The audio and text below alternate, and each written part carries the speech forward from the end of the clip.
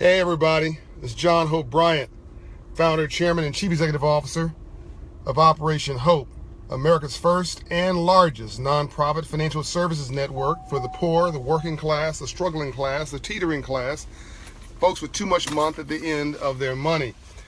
No, I'm not driving. I am in the car, but I just finished one meeting and about to start another one in 20 minutes. So I'm giving you a short power message to get your day started. I hope you don't mind. Hey, Najee Ali from LA joining. I hope you don't mind if I give you these short messages every now and then of inspiration. By the way, hope you like the new logo for Bryant Gear. This is Bryant Group Motorsports, which is coming soon to a community near you with our Motorsports Academy. So I just had a loving conversation with somebody about a relationship they were having, and I wanted to share the conversation with you. It's about title lenders and how they really are modern slavery, and how not getting your money right will mean you're not going to get your relationship right. You're not going to get your life right. Once again, for those who are watching, I am not driving. I am not driving. The car is not moving, okay? I don't say, why are you driving and doing this video? I'm not driving. I wouldn't do that to you or to other people. Okay, so I see y'all signing on. Hey, Maya K and Joy and James Nelson from Operation Hope, and Melva Guten and Trent and Tracy Bowen and Joanne Lasua, beautiful name, in Miami. Okay, Kevin, Larry Jones, Katie Carter. Okay, so Ambassador Andrew Young has this great quote. Here's a number of them. This is Dr. King's right arm in the civil rights movement, his strategist, Andrew Young, mayor of Atlanta, congressman, creator of the Olympic Games in Atlanta, my mentor, my role model, my personal hero. He says to live in a system of free enterprise and not to understand the rules of free enterprise must be the very definition of slavery. I'm going to repeat that. To live in a system of free enterprise and not to understand the rules of free enterprise must be the very definition of slavery. He said that he and Dr. King succeeded in integrating the lunch counter, but they failed to integrate the dollar. When they were in Montgomery, Alabama, they realized the power of the dollar because they realized that the dollar was green, but they were being treated like they were black. What I mean by that is, well, they weren't being treated like they were black because that's honorable. They were being treated like they were no color. Disrespect as if they were invisible, because the dollar was green, but they were not being allowed to go to the front of the bus. They were told to go on the back of the bus. So they said, well, wait a minute, the white man goes to the front of the bus, black man goes to the back of the bus, worse, the black woman goes to the back of the bus, but we're still using the same green dollar. So that makes no sense. Why would I go in the back of the bus, let you go in the front of the bus, but we're still using the same green dollar? That is ignorance. I refuse to finance my own oppression. I repeat, I refuse to finance my own oppression. I refuse to finance my own oppression. And the bus company was bankrupt in 9 months. The Montgomery bus boycott is what it was called.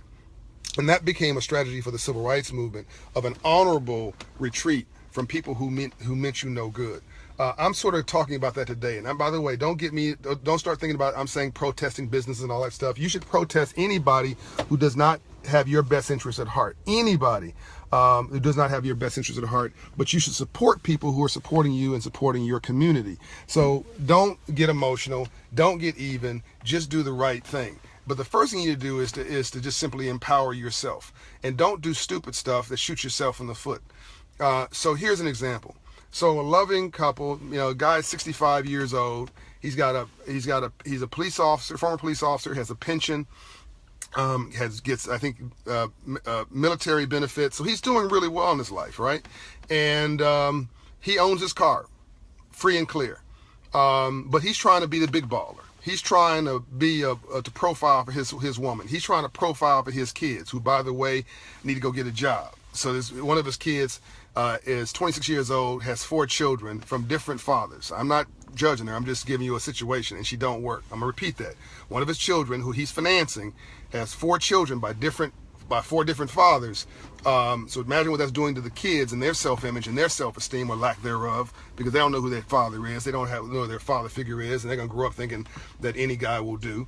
But beyond that, she don't work. So she's not giving them a legacy of work, a legacy of hard work, a legacy of get off your rear end and do for yourself. And she is asking her father to pay for her life. So this guy, trying to be a big baller, trying to take care trying to show his daughter, for whatever reason, that he's a baller. So he's giving her money. There's another kid who smokes too much reefer in the family. He's hooking that kid up as well. And this particular guy, who's a nice guy, seemingly, I mean, just a very nice guy, just got caught up in the dream or the fantasy or the nightmare, and his car paid off now. He goes to a payday lender. I'm sorry, a title lender. Now, these folks are on every block in your neighborhood for a reason. This is modern slavery. They're preying on a 500 credit score customer. They're not preying on a black person. They're not preying on a Latino person, because there's more poor whites in America than poor anybody else, and they're in every neighborhood. Every block has a check casher, payday loan lender, rent-to-own store. Isn't that right? Isn't this true? Listen, drive through your neighborhood and see what you see. Payday loan lender, check casher, rent-to-own store, title lender, every block. Why are they every block or every 3 blocks? Hello? You know, Las Vegas keeps getting bigger, not smaller, because they are taking more money than they're paying out. That's a business model. These folks are on every block because they are robbing you in broad daylight with your concurrence, and we got to stop doing this. So this dude takes his paid off car to the title lender because he needed a loan. He thought he needed a loan. He should have gone to our financial coaches and restructured his life and got and cursed his family out, told me he's not going to subsidize their bad behavior anymore. But no, he didn't do that. So, because to rationalize is to tell rational lies. To rationalize is to tell rational lies. So he gets a loan for $1,700. You want to know what he paid back? Come on, guess. He got a loan for $1,700. And in a title lender, the way it works is you give him the title to your car. You sign all over the title to your car. You give it to them, and they give it back to you when you pay the loan back. Now, what do you think how much did he pay back? $1,700 loan. Didn't have it very long. I'm waiting. So I've got Timothy Chambers. So true. I've never seen as many places until I moved to Atlanta, Georgia. You know, there's more payday loan lenders in the state of Alabama than the entire nation combined. That's the second poorest state in the world, in the country, for a reason. So Brandon says he paid back $10,000. Jamie Dinsmore says $4,200. Kimberly Adams says $3,599. Sadua says $5,000. Coletta $3,500. Nia says $3,500. So you guys know that this is going to be bad news. So he borrowed $1,700. He paid back, hold on now, $4,500. Interest rate of 30% plus. It's slavery. It's modern slavery, but this time you're doing it to yourself. It's like showing up to the slave plantation and saying, "Can you please lock me up, massa? Can you please? Here's my hands. You know, put the shackles on my hand, put the shackles on my feet, put me in the barn, kick me, beat me, you know, put me to work. I don't want to be free. I want to be enslaved. Please don't free me. No. I don't want to be free and happy. I want to be a slave. I could have gone north. I was at the river. There was a boat there. There was somebody saying, you know, let me help you be free. No. I want to go back to the slave quarter. Please lock me up. I'd rather be repressed. That's what you're doing to yourself. So that wasn't good enough. Went back a second time and got a second title lender loan. This time he couldn't pay it back. It was for a smaller amount. Came out one day, his car was gone, and you can't even say that they jacked his car. You can't because he gave them the title in advance.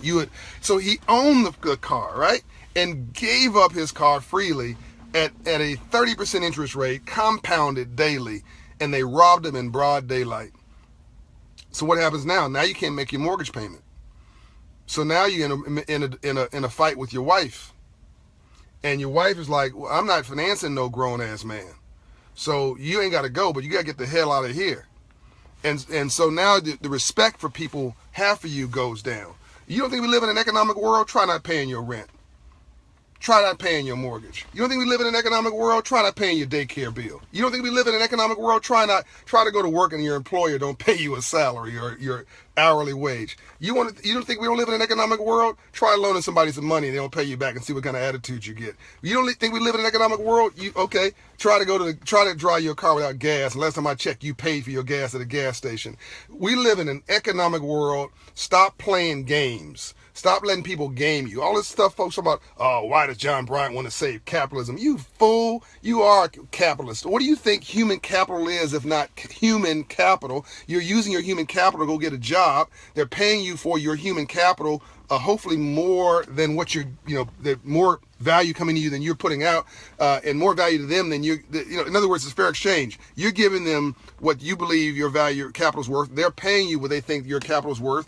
Fair exchange is no robbery, and as a result of you investing in your human capital, and you are a capitalist, you're then taking that money, investing it in your own life, your own home, your own education, your own children's uplift, and you're building net worth, and you're building your own life. That's what capital is. Thus, a capitalist is somebody who's used capital to uplift their life. Your barber is a capitalist. Your nail technician is a capitalist. The lady who takes care of your nappy head kids, if that applies to you. I'm not saying your kids have nappy heads. I did growing up, by the way. They are a capitalist. Stop playing games. You better understand this game, or this game will control you. By the way, that couple got divorced. The couple got divorced because he couldn't take care of his core responsibilities, because he's out there flossing, trying to be somebody he's not.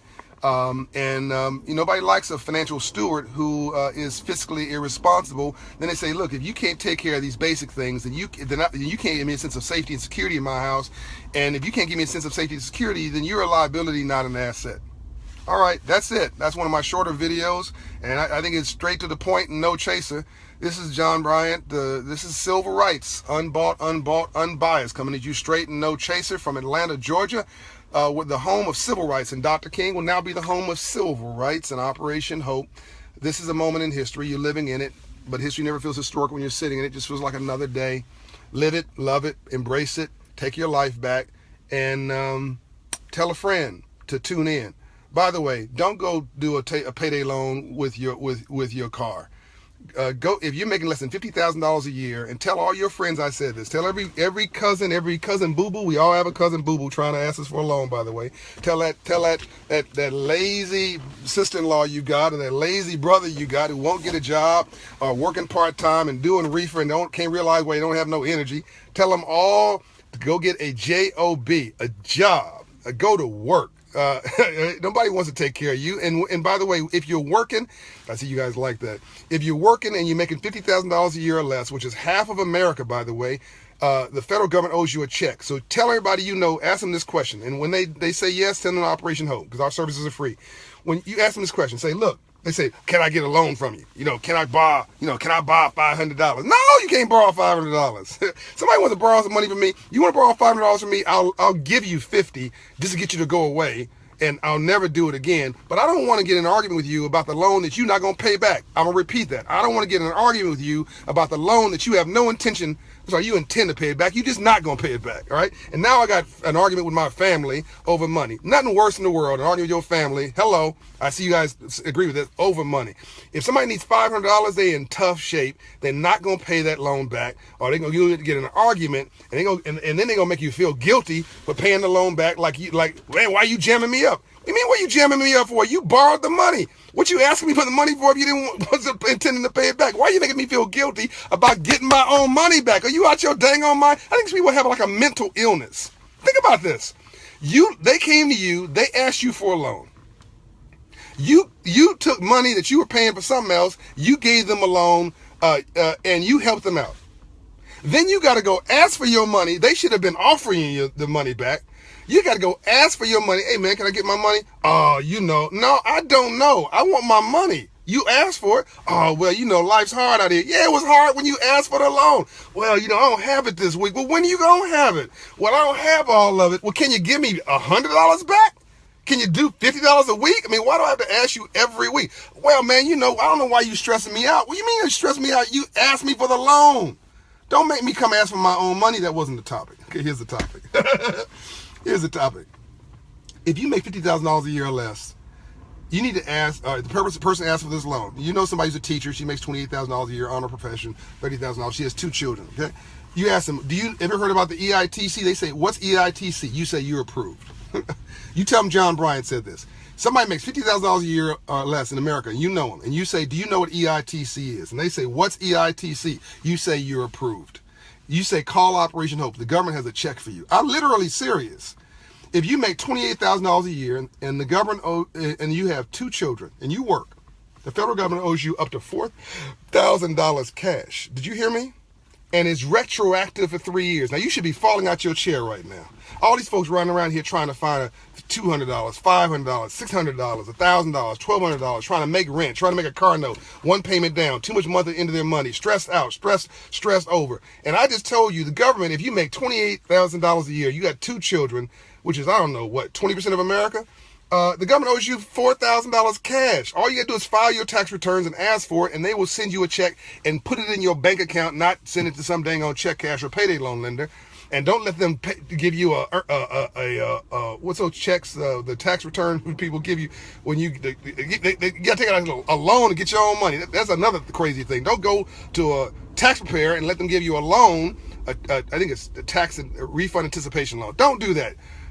We can get your money back in 30 days. You can wait 30 days. Why are you paying a lot of money, 18, 20% interest to get your own money back? Why are you going to a check casher? I'm getting off topic. And with taking your dollar go to a check casher, they can give you 90 cents back. Are we crazy?